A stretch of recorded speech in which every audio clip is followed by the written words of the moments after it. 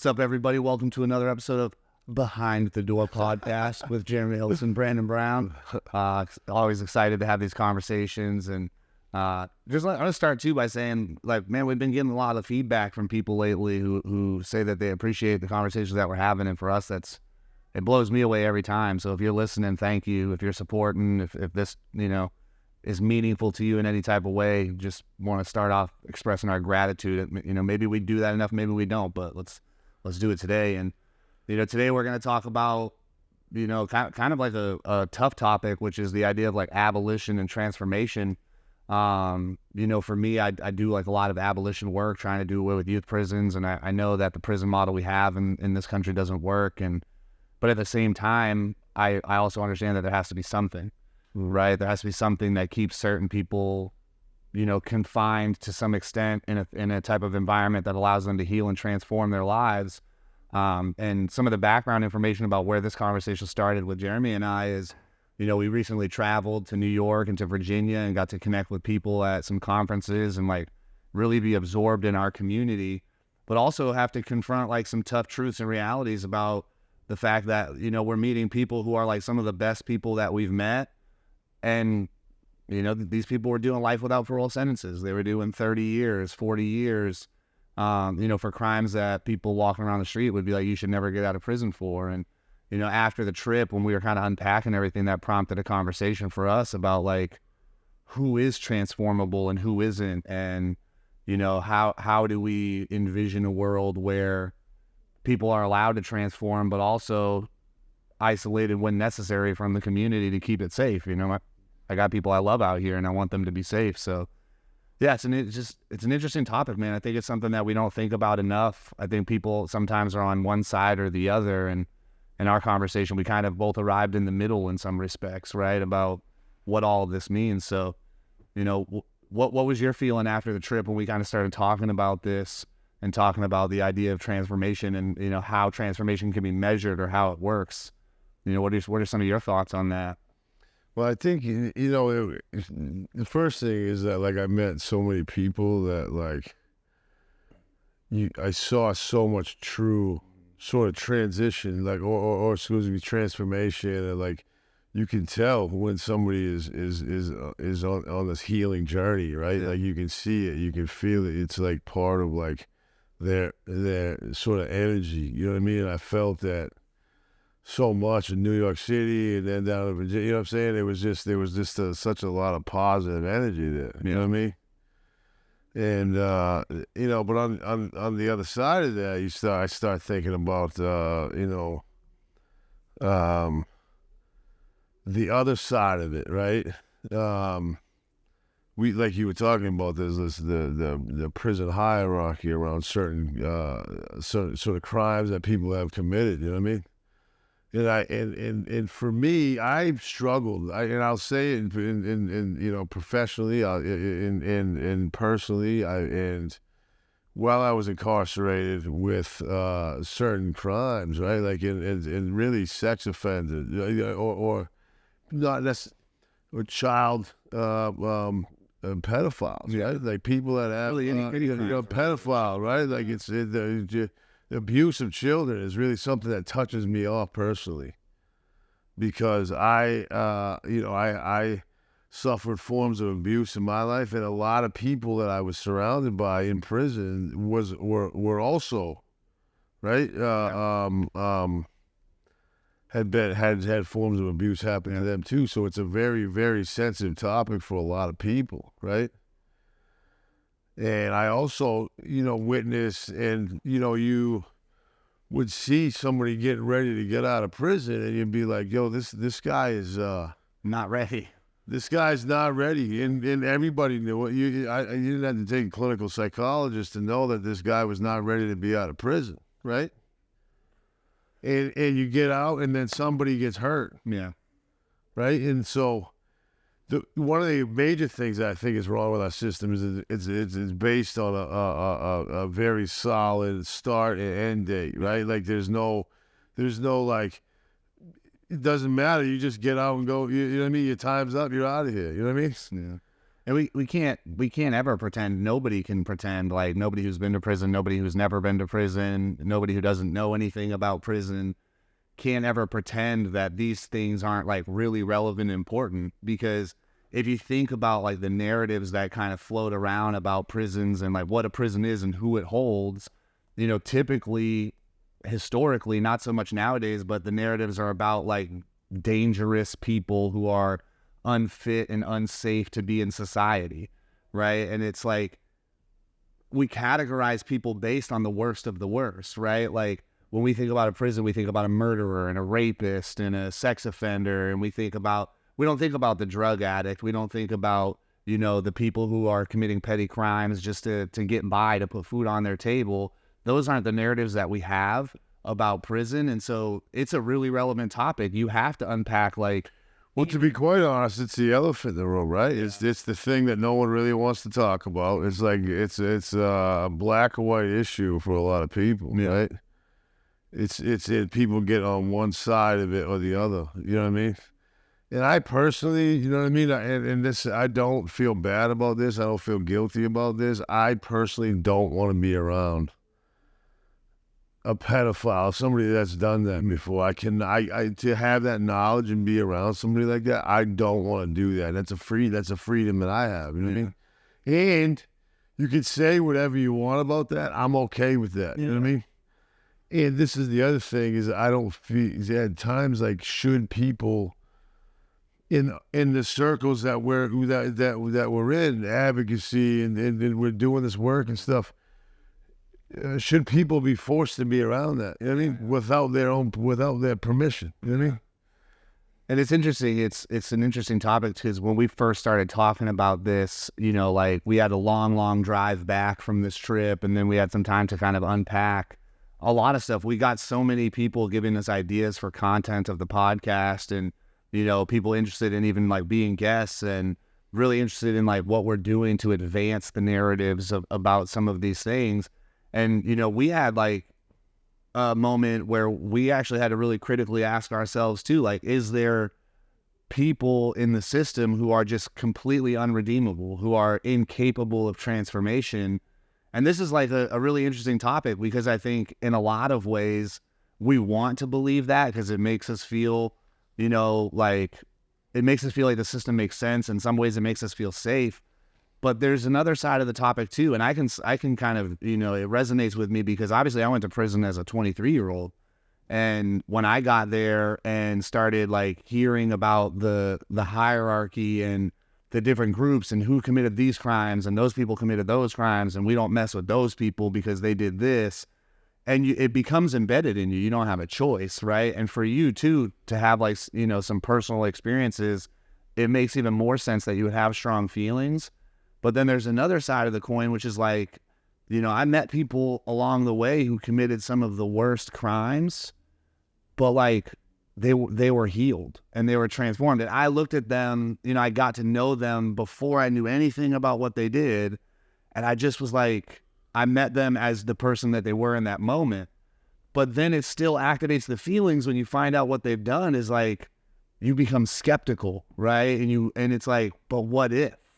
What if this murderer doesn't have the murder out of him? What if this pedophile doesn't have the touching out of him or her? Or what if this, you know, what if this drug addict is not truly sober? What if they're going to go back out and just go right back into the lifestyle? You know, we always have the what ifs in our mind, and it really made me wonder, and this is where we got really deep in our conversation, is like, how do you actually measure somebody's transformation, especially people who have committed heinous crimes? You know, and it's interesting for me because in a lot of people's minds, I committed a heinous crime, right? Like I drastically altered somebody's life. I hurt them and changed the course of their life forever. And that person will never be the same because of what happened. And it's... So let's be clear about one thing, okay? There's... crimes that are committed, things happen in the moment, and then there's predatory behavior, right? Those are two different things. Yeah. Like if you shoot somebody in an argument, in a fight, like this is going on, right?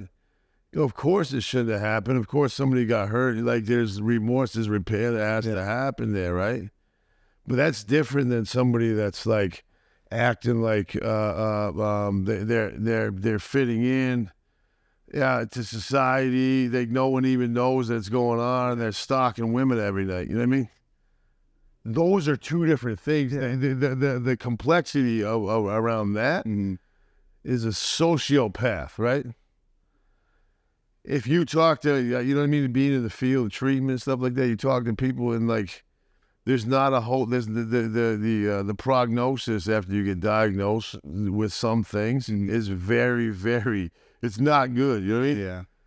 It's hard to get past that, right? It's hard to get on the other side of that. It's hard to just, it's not about connection. It's not about the things that like right? It's like there's a psychological issue that's happening here. And so what do we do? You know, like, so this is where like the idea of abolition, the conversation is what people really struggle with. And just like to name it, it's what I struggle with, right? Because, you know, I did meet people when I was in prison who in my mind, I was like, dude, I don't want you in my family's neighborhood, right? Like, I don't want you living on my sister's street. You know, I don't want my family being around you. I don't want my cousins, or like when I have kids, I wouldn't want you, and I would never allow you to be around my kids.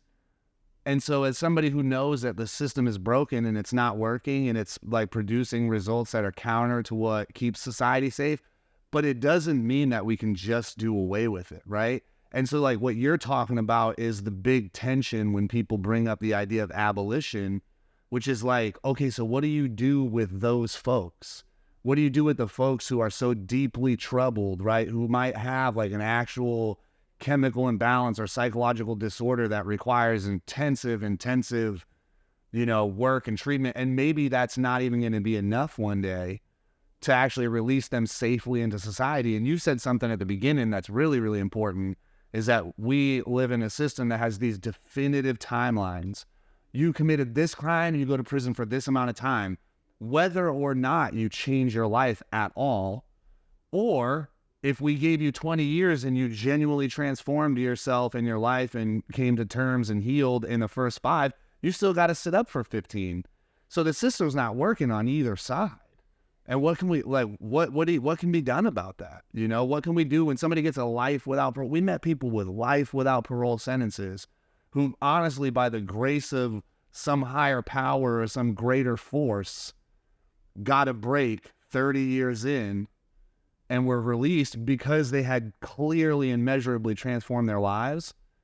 But what about the people that got 7 years who had actually became way worse while they were in prison and then got out and they've cycled in 7 at a time, 10 at a time? I mean, I've been in prison with guys that started with 18 months and never getting out of prison because they just kept getting in trouble. And they worked their way into life sentences. You know? And that is part of the problem, right? Mm-hmm. Is that like this untreated mental health goes on and on and on and on and on. And so what do you envision the system looks like where we actually can do something about that, where it's not determinate, definitive sentences that are just based on length of time? And like, what does it look like to actually give somebody a separation from society for community safety, for community well-being, and then enter into a system where it's like, no, we actually measure your progress and your well-being? Like, how could that work? You know what I mean? Do you think that something like that could work? Yeah, I think it could. Yeah, I mean, it could work. I think it's just it's a financial issue, right? Yeah. Like, who's actually going to do the work, and like how much money is it going to cost? And who makes the determinations of transformation? Because that's the part that when we were talking about this, I was kind of like, you know, I was struggling with, because in a way, I feel like if I meet you and you tell me, I was in prison for such and such amount of time, I feel like within 20 minutes, I'm going to know. You know, like, I feel like 20 minutes of talking to somebody, I'm going to know, like, you're in the right space, you changed your life, you're doing the right things, and, like, it's genuine and it's authentic, or I'm going to be like, this is fucking crazy. Well, that's the thing, is that, like, the healing part of this is, like, you can tell because based on this energy, right? Like, if you're able to, like, a lot of people that are incarcerated are narcissistic people. Mm-hmm. and we become narcissistic from being in the system sometimes, or the trauma that's happened first, or whatever's going on, right? Yeah. And so, like, in order to get on the other side of that, it takes like some humility, right? It takes some like owning your behavior and really seeing like Acceptance. the impact that you've had on the victims, right? Because we're talking about, because I also talk about this when we're talking about like I named this like pedophile, right? This is a particular thing that I struggle with, right? But there's also domestic violence people that they have a string of women that they keep continuing to get out and doing that behavior, and they're coming into this woman's life and domestic violence in front of children and this and that, like, and that's creating this other damage, right? Mm-hmm. And that's like perpetuating this stuff, right? Yeah. But at the end of the day, man, we can't just draw the line and go, okay, this is what it is. It's like the psychological nature of what we're dealing with. Yeah. Because is somebody that's obsessive about domestic violence and hurting women, because that's a control piece, right? That's about power and control, Yeah. right? Same thing, I think, with sexual acts against children. It's like a lot of power and control in that, whatever it is, right? Yeah. How do you determine how that is going to be? You know what I mean? I think that what we're really talking about is like this sociopathic, right? Like power and control mindset that is predatory predatory. You know what I mean? And that could come. What I'm saying is that can come in a lot of different shapes. Yeah. And it's the victims that come with it that stay on my mind when I'm talking about, when I'm having this conversation, right?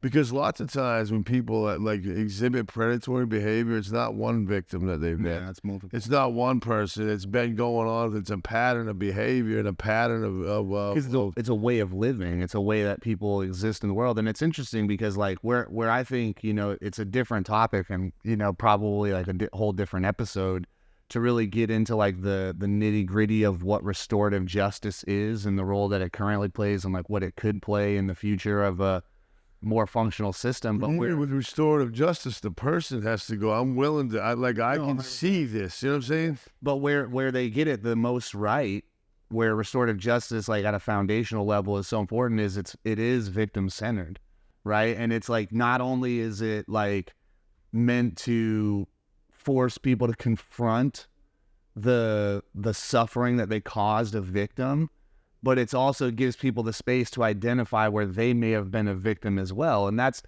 the part that's interesting to me, because like there's certain things that people go to prison for that we think is like, keeping society safe. But like we talked about already, is they're getting out, like, and for some of these crimes we're talking about, they're getting out very fast. It's getting very fast. Comparatively. I mean, when I was doing time, there was just this running thing that like,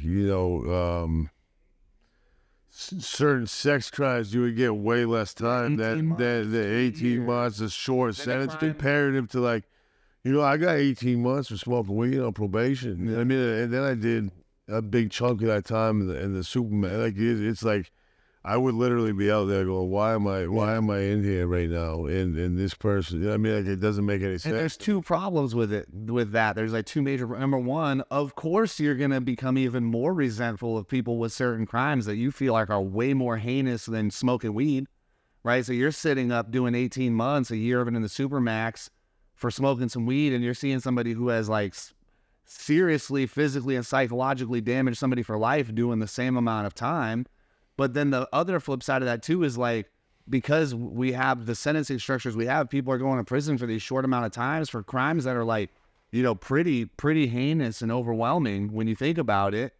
And where is the lesson in it, right? Like, because if you go to prison for 18 months, and that's it, like, that you're there for a max of 18 months, how much time is there to really transform your life? And how much time? I got worse I came out and much more. I was shell shocked coming out of it. I mean, just that as sort of a side note, you know what I mean?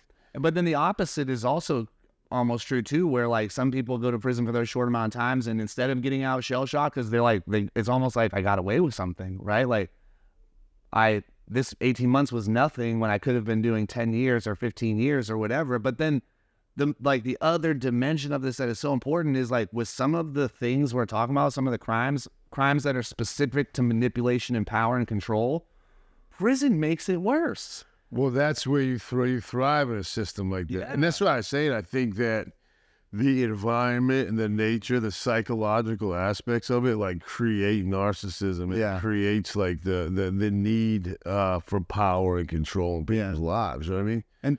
And so what does it look like to have a more, and like this is a big question there's not necessarily an answer to, it's just more to kind of like fuel the conversation, is like, what does it look like to have an environment that doesn't actually allow somebody to thrive by using power and manipulation and control, but also doesn't create, every single person that goes to prison in this country is also a victim of power, manipulation, and control, because the system is designed to take your power, manipulate, and control you, right? And so, like, in some ways, if that's your way of being, if you've existed in the world in a way where you're used to having power over people and controlling people, and then you go into a system that, like, now exercises that same power over you, and then let's take it even a step deeper and say when you were young, you were a victim of that same type of power, manipulation, and control.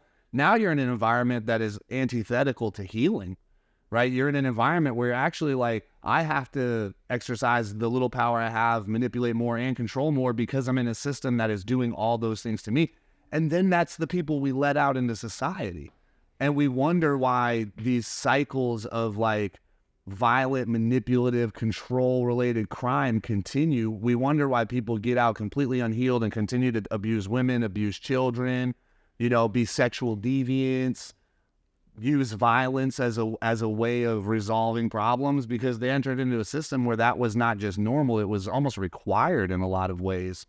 And so, like, we have to have a system that looks different than what it does for the sake of our communities, right? And that's where we really get into the weeds, because people are like, well, what does it look like? And how do you build it? And how much is it going to cost? And it's like, I don't have all the answers. I just know that we have to do it. We have to find the answers, because what we're doing is not working. We have people, I have friends in prison right now, been there for 26 years. They're the best people that I know. They're the best people I've ever met. They should have been home 16 years ago, and they killed somebody, right? Or they did something terrible, but they genuinely transformed their lives, and nobody who ever interacts with them could legitimately question it. But then on the flip side, there's guys that went in last year who are going to come home next year who, like, my boys are sitting up there for another 20 years, and we're letting this person out to just come and terrorize our women and our children and our communities. Like, it makes nothing about it makes any sense at all. There's no sense to it. Yeah, there really isn't. There really isn't. And I think what you were talking about, like, the hierarchy of the prison system, it's like it starts to become like ingrained, like it starts to get drilled into your head too. You know what I mean? Yeah. And what that's supposed to, the message that it creates. And you're talking about the system. I can remember being incarcerated a long time ago, and it was like this, like, correctional officers knew what was going to happen to somebody with this crime coming into this particular part, and they would put them in there unintentionally to create violence and then put it around there, and then, like, you know what I mean? Like, the system just continues to create it. Like, the prison system knows that there's a hierarchy in prison. The prison system knows that there's gangs going in there. People know, they know how many people are dying in there. We just allow it to happen. You know what I mean? And so, like, changing what is going on right now is super difficult, right? To say, because how do you walk back? They know what's going on. The government created that environment, and they know exactly what it produces. Yeah.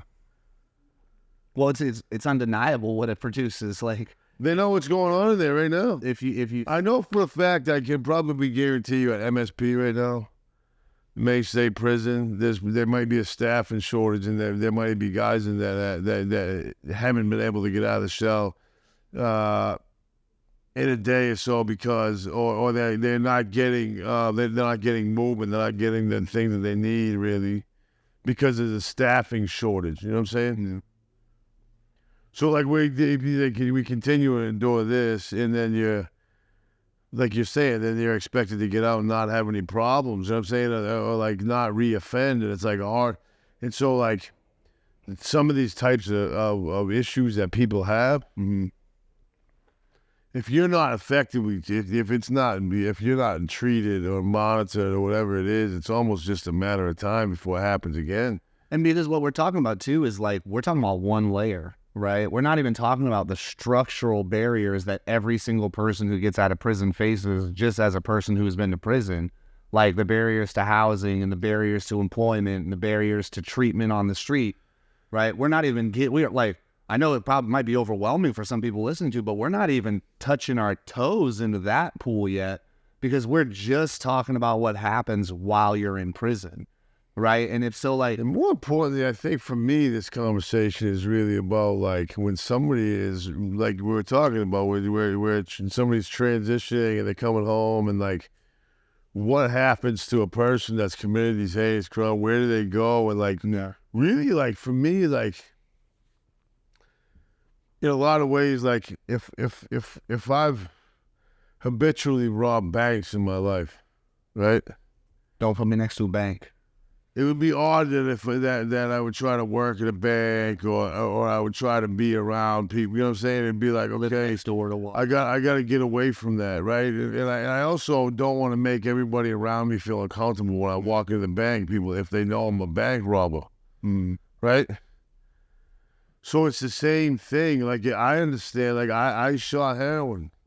There's people out there in the world that know that, like, that have a belief that it was my choice and that I'm a drug addict and all this stuff. And that, like, and so for me, part of my healing process is that I accept that, right? I understand. You have to. I understand your personal view. I understand that somebody with a drug addiction hurt you. At some point, like something happened, and I respect that. I respect your process and your boundaries, right? So I'm not gonna go to like you know what I'm saying, like a Mothers Against Drunk Drivers thing and go like, you guys I'm here, you guys are wrong. You know what I mean? Like it doesn't do that person any good. But that's also because I understand my role here. You know what I mean? I understand where I fit in, where I do and don't belong. You know what I mean? And I think that, like, and that's true for any healing process, right? Like if I'm recovering from anything, I gotta understand the damage that I had done to the community and my victims, right? Like I gotta understand that I have to own all that stuff, and to own that means that, like, I also have to understand that, like, where I fit in now. It's man, you're bringing up such an interesting point, because all I can think about when I hear you say that is that the coin is always double-sided, right? And so, like, when I heard you talk specifically, when you brought up the example of, like, I'm not going to go to a Mothers Against Drunk Driving thing as somebody who killed somebody in a drunk driving accident, I might be the most healed and transformed person in the world, and I'm not going to go there and I'm going to respect you. Yeah, I'm not going to go there and say, you guys got it wrong. Because the truth is, they do have it wrong, but they also have it right. And the truth is that not everybody is the healed and transformed person, but also not everybody is the horrible piece of shit who is just going to drive drunk every time they get the opportunity to. The spectrum exists in every crime, in every situation, and every, you know, in everything we're talking about. The spectrum exists. There's people on both ends of it, and there's people working their way towards both ends of it. And what we have to find before anything's really going to change is, how do we create a situation where people are always working towards the positive end of it? Well, that's not for me to you know what I'm saying, like, where somebody's, you know what I mean, whatever that is, right? It's like, what I'm saying is if I'm healing, if I'm getting better in my life, I'm not inserting myself in situations where I don't belong. And when I do insert myself in situations that I don't belong, you're going to make people feel uncomfortable, and eventually somebody's going to say something. You're going to find yourself in a situation that you don't want to be in. Yeah. Because you don't understand where you're at and like where I fit into like where in, because I don't believe that everybody is everybody, like my community has to be connected to everybody, like the entire thing. Like I'm not that's not what I believe, you know what I mean? Well, it's interesting because really what it boils down to is if you are of the mentality that like I belong everywhere and anywhere and everybody has to be okay with it regardless. And everybody has to like me. Everybody, I have to be everywhere. If that's your mentality, to me at least, what it's really showing is like you're not nearly far along enough in your transformative journey as you need to be, because like you're bringing up a really important point, which is like I've done a harm. I've done something that hurt a person and a community and a lot of different stakeholders about it. And what I realized in that harm is that other people are going to be harmed by the fact that I've done this thing when I'm around. So I have to be okay, like you said, that if somebody says like, hey, respectfully, man, like, you know, you've done this thing and I don't want to be around you. If I'm not okay with that, I'm actually victimizing that person. Well, part of my amends process and recovery and stuff like that is I atoned for some of the things that I'd done. I went, no, I own some stuff. Somebody said to me, I don't want to ever see you again. Right? They said, I don't want to see you again. I don't want to talk to you again. Yeah. And so I said, okay, no problem. My amends is I'm never going to talk to them again. I'm never going to encroach in their life. And why? Because I respect, because I know I respect their healing process for one thing, and secondly, that's not about me. Yeah. My healing process is over here, and and I also understand that you're never gonna like probably agree with my existence, and that's fine. Because the fact of the matter is, I do exist, and I'm gonna. And I also don't want. I also want to say this is I don't want anybody to have a bad life. I don't want anybody to be tortured and like, well, you know what I mean, like all that stuff, right? What I'm saying is that when we are healed, we understand and we respect and we see things the way they are, right? And when we're not, we insert ourselves and we insert the power and control, and the ego is there and all that stuff. And I guess what I'm where I'm at is that like this. And so if our community, we're and I say our community, but like probably a lot of people that listen to this podcast or the conferences that we've gone to and stuff like that, our community like that, right? We have to sort of be able to have conversations with each other and say, oh, I see this. You know what I mean? I know what the deal is with you, and I see this. You know what I mean? Like, it doesn't. Because when people are just allowed to behave a certain way, that's when things can get bad for people. You know what I mean? Yeah, that's another interesting part of the whole process about like, you know, because of the system we have, like this is kind of how we started off the conversation. Because of the system we have, there is literally no requirement for people to be in a space of healing or being healed or being, you know, transformed. Like there's literally no. I did a 17-year prison sentence, and granted, I got out on a supervised community confinement program because I was able to display my transformation and because I was able to show that I've made these changes and I've bettered myself and all these things. But like, if I chose not to do that, guess what? The door would have opened at 17 years no matter what. Yeah, you were getting out no matter what. And so that's part like you fought and screamed the whole time, and you caused all kinds of problems the whole time. My poop for 17 years. You'd have been released. I see it, especially you know, in the work that I've done, where guys are coming out of like the mental health unit at the prison, and their time's up, and they can't be held anymore. They're literally not going to be treated anymore, Yeah. And so they're trying to be placed last minute into the community. You know what I mean? Because they weren't taken care of the entire time they were there. Yeah. And so then it literally their burden shifts to the community. Yeah. Because lots of times these people don't have basic life skills to take care of themselves. You know what I'm saying? And at times, right? Or it could be something different. But I've seen that too, where the person that you know, it's just the heinousness of where this person's mind goes multiple, you know what I mean, repeatedly. Yeah. And that's part of the problem too, right? Is that we don't have a system that teaches you the life skills. We don't have a system that empowers you to. And actually, when all you have is a steel bunk and a sink and a toothbrush that's 3 inches long or whatever it is, how are you like you're talking about life skills? Like you actually are gonna regress in life skills. You're gonna have less life skills leaving than you are going in.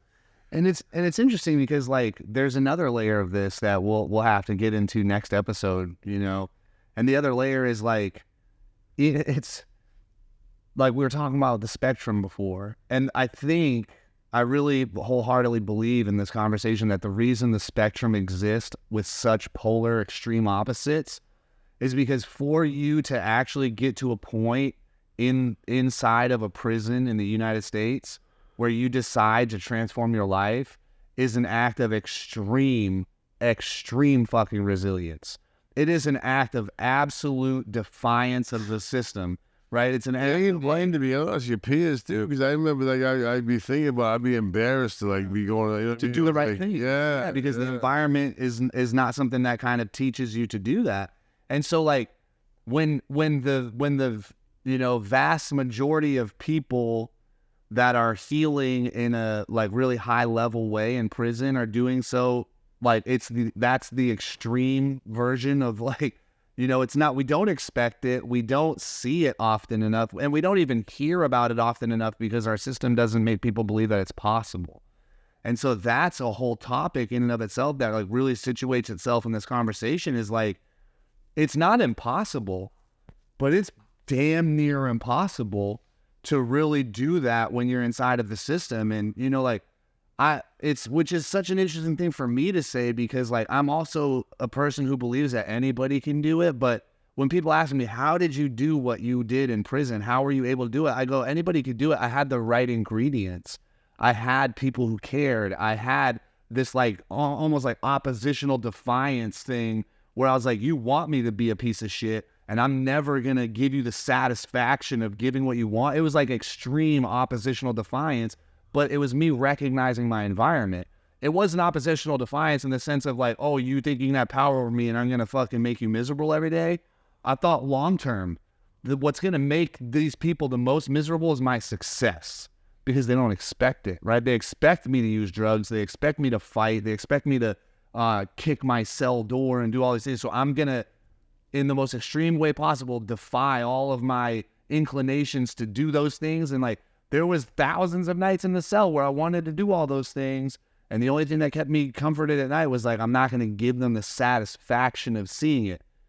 So that's what I'm feeling like we have to change is like how, instead of making it so the only way to succeed and transform your life in prison is that through that extreme act of defiance, like long-term defiance, how do we get people to understand that like, no, it's like, it's actually what people widely want of you is to heal, is to be better, is to be back in the community because like we all have a family, we all have a community when we go away, and we should go into that system not believing that people have casted us out completely, but believing that people are hopeful for the redemption and the coming back. But that's not what people have right now. And I think that's what we'll have to talk about next episode, right? Is like, okay, so what does transformation actually look like and who is transformable, you know? But because that's what I'm thinking about now. I think everybody's transformable, but I think that right now it's too hard for most people to see that they are. I don't necessarily think that everybody's transformable. I don't think. I literally don't because I think that clinically, like things happen to some people's brains. Yeah. Like, and there's no rewiring it. There's things that are missing in people's brains. There's things that like, there's neurotransmitter. Like, there's like things that go on in people's brains that you literally can't change. Yeah. Well, we'll get into it, man. Let's get into it next episode. I think, you know, this is part 2 of the conversation because we started it, you know, completely off air, off camera, like really just amongst brothers, right? Like with ourselves, trying to really unwrap and unravel some of this stuff because we were thinking about it, and I hope that this conversation for anybody who's listening really prompts some like deep reflective thought about like, what does all this mean in the bigger picture? And, you know, it's not like you can go out and change the system on your own today or even necessarily get involved in something that's going to change it overnight. But like thinking about it and having conversations about it, dude, I grew so much in this conversation the first time. And then I grew even more in this conversation this time. So, you know, I just give a shout out to everybody who's listening and supporting and kind of witnessing our transformation, because that's really what this whole thing is about too. Like we're trying to unpack shit that we have a hard time making sense of too, man. So yeah, been another episode of Behind the Door. Thanks for tuning in. Subscribe, like, link, follow. What's up? You know, tell your friends about it and have them tell their friends about it, and let's keep spreading these, you know, awkward and hard and beautiful conversations as far and as wide as we can, man. Thank you.